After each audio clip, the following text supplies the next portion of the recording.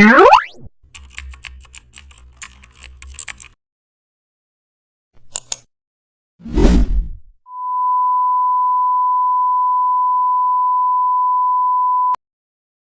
back to the channel. Don't forget to like, share and subscribe for more updates.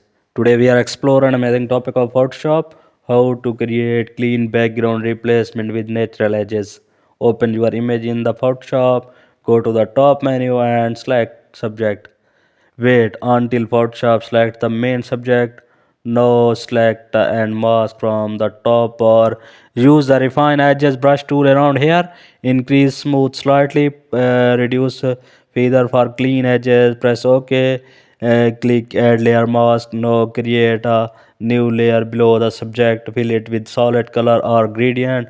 Select the subject mask again. Use a soft black brush to fix edges.